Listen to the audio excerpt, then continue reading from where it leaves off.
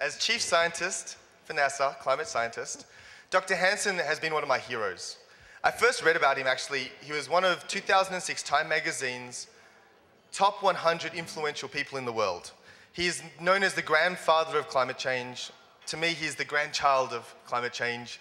In 1988, which is 22 years ago, he was doing sophisticated modeling on the future climate, and it actually has turned out to be remarkably accurate. So when I was given the opportunity to invite him on stage, I was absolutely thrilled. You should also know that he's hardcore. He's been arrested 2 times. 2 times. What type of scientist has been arrested 2 times for campaigning to have coal-burning energy facilities shut down? Will you please come up and receive your award?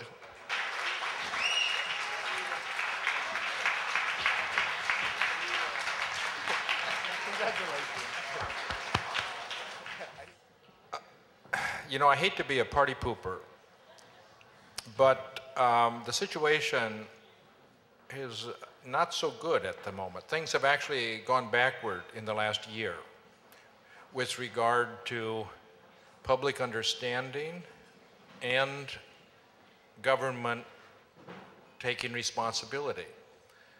And it's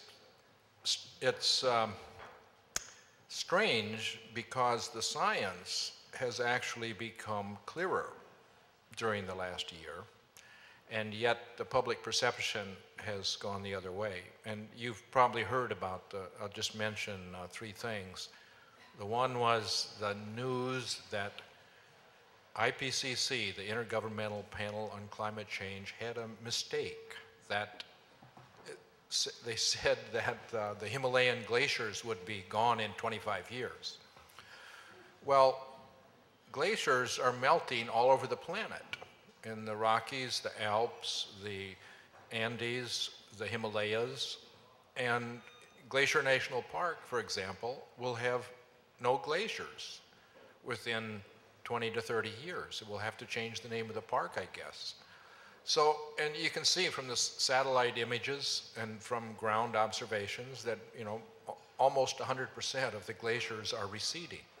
And it's important because more than 1 billion people depend upon fresh water from rivers that during the dry season are fed by melting glaciers. So it's a strange situation where anybody looking at this issue and looking at the data, which is very good, you know, the actual story is one that is one thing, but the public perception was a different thing. And another thing was the cold weather.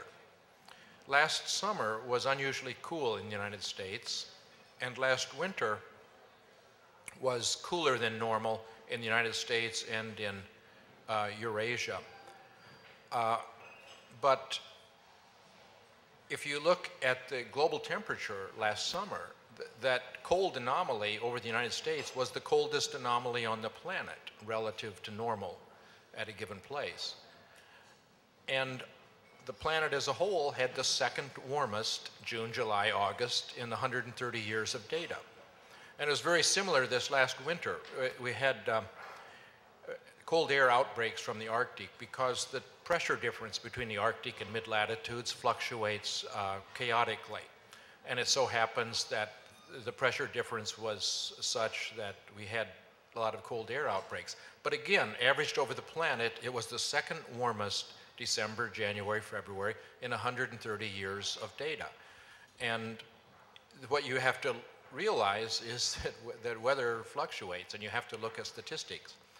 And if we look at the last 10 years, 8 out of the last 10 summers were above normal, and 8 out of the 10 last winters were unusually warm, according to climatology, which would be the temperature several decades ago, averaged over several decades.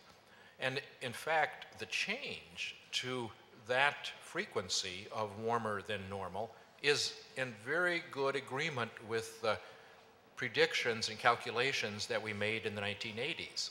So again, the science actually confirms and is consistent with what we see, and yet the public gets the impression that, oh, global warming must be wrong because it was cold last winter. And then finally,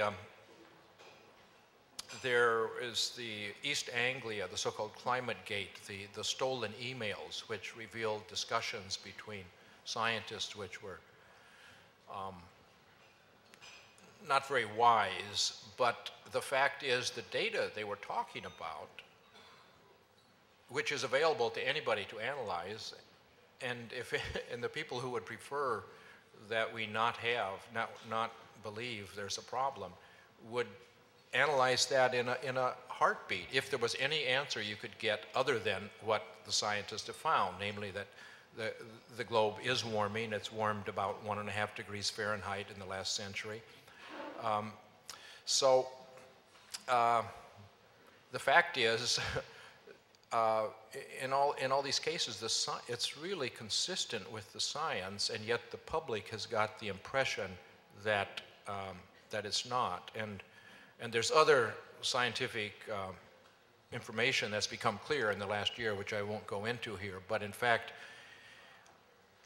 if our leaders, if the president wanted to take some action, and he wanted the public to correct this misimpression that they have, all he would have to do is ask the National Academy of Sciences to give a summary of what the situation is. And they would confirm that in fact climate is changing, and humans have become the main factor in that. So, but I think to end on a positive note, I think that if we can make clear over the next couple of years that this last year was a case where the fossil fuel companies and the others who prefer business as usual have actually done a good job of pulling the wool over the public's eyes, then maybe we can get the public to understand what the actual situation is and begin to take the kind of actions that are needed. But we've got our work cut out for us. Thanks.